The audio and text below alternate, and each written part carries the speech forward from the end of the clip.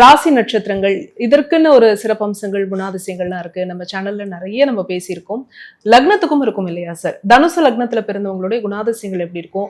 தனுசு லக்னத்தினுடைய சிறப்பம்சங்களை பத்தி சொல்லுங்க. லக்னத்திற்கு குணாதிசயங்கள் பார்க்கணுமா அப்படின்னா, ஒருவர் பிறந்த ராசி மட்டும் இல்லாது, நட்சத்திரங்கள் மட்டும் இல்லாது, அவர்கள் பிறந்த திதி, கரணம், யோகம், கிழமை எல்லாவற்றிற்குமே கிரகங்களுடைய அந்த தாக்கமும் அவங்களுடைய தொடர்புகளும் அவங்களுடைய மன அமைப்புகளும் இருக்கு, நிச்சயமா இருக்கு. அதுல பெயர்ச்சி பலன்கள் பார்க்குறோம், வார பலன்கள் பார்க்குறோம், தின பலன்கள் பார்க்குறோம், மாத பலன்கள் பார்க்குறோம், ராகு கேது பகவானுடைய பயிற்சி பார்க்குறோம், சனி பயிற்சி பார்க்குறோம், குரு பயிற்சி பார்க்குறோம். இதெல்லாம் ராசியை மையமாக வைத்து பார்த்துக்கிறோம். ஆனா பிறப்பு விதின்னு ஒண்ணு இருக்குல்ல, வாங்கி வந்த வரம்னு ஒண்ணு இருக்குல்ல, நமக்கு இதுதான் கிடைக்கும்னு கொடுப்பனம் ஒண்ணு இருக்குல்ல, நமக்கு கிடைக்கக்கூடியது சரியான நேரத்துல எந்த தருணத்துல கிடைக்கணும் ஒரு அமைப்பு இருக்குல்ல. ஏன் 40 வயசுக்கு மேல நல்லா இருப்பியா, சரி. 25 வயசு வரை நல்லா வாழ்ந்து அதுக்கப்புறம் கஷ்டப்படுவியா, சரி. ஆனா அற்ப ஆயிலா இருக்கியா, சரி.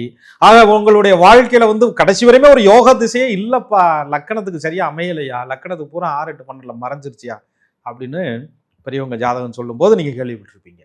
அப்ப எதை வச்சு சொல்றாங்க அப்படின்னா, அங்க போயிட்டு எனக்கு அஷ்டம சனி நடக்குது, 7.5 சனி நடக்குது, இதெல்லாம் ஒரு பக்கம் தள்ளி வைங்க.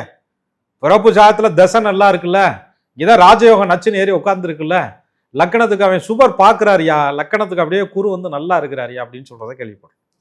ஆக ஒருவருடைய ஜாதக அமைப்பு, விதி அமைப்பு அப்படின்னு சொல்லும்போது லக்கணம், லக்னாதிபதி, லக்கணத்தை பார்க்கக்கூடிய கிரகங்கள். லக்கண அதிபதினா என்ன, ஹவுஸோட ஓனர் லக்கணாதிபதி, அந்த லக்கணத்தினுடைய ஓனர்னு அர்த்தம்.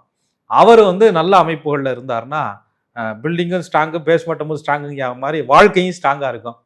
அது எங்கேயாவது கொஞ்சம் வீக்கா இருந்துச்சு அப்படின்னு சொன்னா, திரும்பும் திசையெல்லாம் பிரச்சனையா, நான் எதுக்கு பிறந்தேனே தெரியல, ஓடுறேன் ஓடிக்கிட்டே இருக்கேன், எந்த நிம்மதியும் இல்லை வாழ்க்கையில அப்படின்ற மாதிரி. என்ன நல்ல திசைகள்லாம் வருது, ஆனா எனக்கு 10 பைசாவுக்கு பிரயோஜனம் இல்லை, சம்பாதிக்கிறேன், நிம்மதி இல்லை, எதுவுமே நல்லா இல்லை அப்படின்ற இந்த பிறவிலாம் எதுக்குன்னு பாருங்க அப்படின்னு ரொம்ப பேர் சொல்றதையும் கேட்குறோம்.